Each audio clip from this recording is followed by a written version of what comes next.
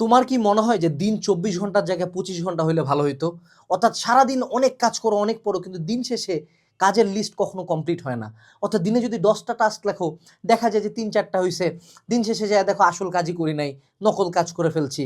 অর্থাৎ অনেক পড়ছি কিন্তু যা পড়ার কথা আসল পরীক্ষায় আসবে সেটাই পড়ি নাই। অর্থাৎ তুমি তোমার দিনটাকে প্রপারলি ম্যানেজ করতে পারতেছো না, তোমার কাজগুলোকে তুমি প্রপারলি ডিভাইডেশন করতে পারতেছো না। তাহলে এই ভিডিওটা তোমার জন্য। আজকে আমরা শিখবো আইজেনহাওয়ার ম্যাট্রিক্স।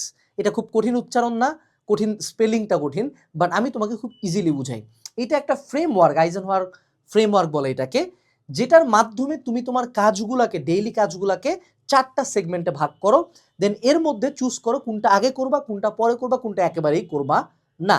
সো আমরা যদি এখানে একটা ম্যাট্রিক্সের কথা চিন্তা করি, এই বরাবর থাকবে ইম্পর্টেন্ট, এদিকে থাকবে নট ইম্পর্টেন্ট, এই বরাবর থাকবে আর্জেন্ট, এদিকে থাকবে নট আর্জেন্ট। সো আমরা যদি এই ঘরটার দিকে তাকাই, এটা হলো আমাদের T1 ঘর, যেখানে প্রত্যেকটা কাজ হলো আর্জেন্ট, মানে যত দ্রুত করা যায় তত ভালো, এবং ইম্পর্টেন্ট, যেটা খুবই গুরুত্বপূর্ণ একটা কাজ। দ্বিতীয় ঘরে থাকবে যে এই জিনিসটা এখন আর্জেন্ট না, যে ধরো আমার ভার্সিটিতে 7 দিন পরে অ্যাসাইনমেন্ট সাবমিশন, বা এই এক্সামটার প্রিপারেশন 7 দিন পরে, কিন্তু এটা তো ইম্পর্টেন্ট, এক্সাম আমাকে দিতে হবে, সাবমিট আমাকে করতে হবে। So that is T2 works, বা এই ঘরটা। তৃতীয় ঘরটা কি? আর্জেন্ট বাট নট ইম্পর্টেন্ট, যে কি এখন যে ফেসবুকে আমি যদি একটা কমেন্ট করি, একটা ইস্যু ভাইরাল আছে, আর্জেন্টলি একটা স্ট্যাটাস দেওয়া লাগে, কিন্তু এইটা আমার লাইফে কোনো ভ্যালু অ্যাড করে না, অথচ এটা নট ইম্পর্টেন্ট। সো এটা হলো T3 ঘর। আর সর্বশেষ 4 নাম্বার, এটা আর্জেন্টও না, এটা ইম্পর্টেন্ট না। যেমন তুমি বসে বসে ফোনে স্ক্রল করতেছো, না এটা আর্জেন্ট, না এটা ইম্পর্টেন্ট। এখন তাহলে তোমাকে কি করতে হবে বলো দেখি? তুমি যখন তোমার ডেইলি টাস্কগুলোকে 4 ঘরে ফেলাবা, তোমার লাইফ 99% কেসে ইজি হয়ে যাবে। তুমি প্রথম যে কাজগুলো করবা সেটা হলো T1 কাজগুলা, অর্থাৎ একে তো আর্জেন্ট, 2 হলো ইম্পর্টেন্ট। তুমি এটা রাইট নাও করে ফেলবা, অর্থাৎ ডু রাইট নাও। ওকে। আর 2 নাম্বার যেটা, সেটা হলো যে এখন আর্জেন্ট না, কিন্তু ফিউচারে তো ইম্পর্টেন্ট। ফিউচারে কিন্তু এই ঘরটাই কিন্তু কিছু ডেডলাইনের পরে আর্জেন্টে চলে আসে। সো এইটাকে আমাকে স্কেজুয়েল করে দিতে হবে যে না, ওকে, আমার 7 দিন পরে পরীক্ষা, আমি লাস্ট রাতে পড়াশোনার চেষ্টা না করি, আমি 3-4 দিন আগে একটু পড়াশোনার চেষ্টা করি। সো এটা আমাকে স্কেজুয়েল করে দিতে হবে। এর পরবর্তীতে আমাদেরকে যেটা করতে হবে সেটা হলো T3 কাজগুলা। এই কাজগুলা আমরা করব না, চেষ্টা করব না করার।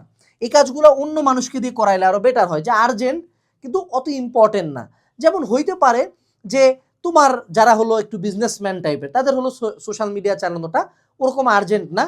আবার আর্জেন্ট হইতে পারে অনেক ক্ষেত্রে, যে ফেসবুকে যেমন আমাদের এই ভিডিওটা যে পোস্ট করছে, এই ভিডিওটা পোস্ট করা আর্জেন্ট, কিন্তু এই জিনিসটা তো আমার জন্য পোস্ট করা ইম্পর্টেন্ট না, আমার কোম্পানির জন্য ইম্পর্টেন্ট। সো এটা আমি ডেলিগেট করে দিচ্ছি। ডেলিগেট মানে কি? আমি অন্য একজনকে এটা দিয়ে দিচ্ছি, মামা তুই কর, তোর জন্য এটা করার দেখ, ওকে আমি বেতন দিচ্ছি।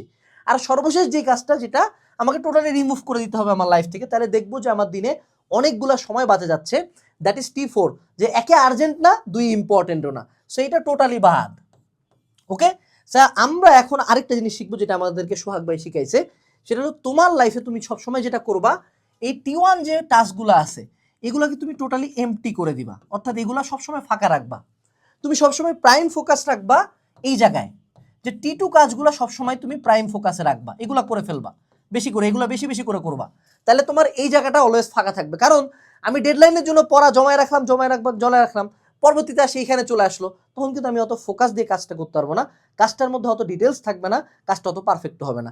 আর এই 3 নাম্বার কাজগুলো T3 হলো মোটামুটি আরেকটু কম ইম্পর্টেন্ট, এগুলো মানুষকে দিয়ে করানোর চেষ্টা করব, যেটা আমার না করলেই নয়। T4 টোটালি আমি রিমুভ করবো। So the Chrome should be T1 আগে, T2 পরে, তারপর হলো T3, আর সর্বশেষে হলো T4। এইভাবে করে আমরা কিন্তু আগাবো। So this is Eisenhower matrix. এবং এই মোমেন্টে তোমার T1 কাজ হলো কিউজি টেস্টে যায় একটা এক্সাম ব্যাচ কিনে তোমার যে কোনো সামনে যে প্রতিযোগিতামূলক এক্সাম আছে সেটার প্রস্তুতি নেওয়া। বাংলাদেশের একমাত্র এক্সাম ইকোসিস্টেম কিউজি টেস্টে আজকে এনরোল করে ফেলো ডেসক্রিপশন বক্স থেকে। আসসালামু আলাইকুম, টাটা।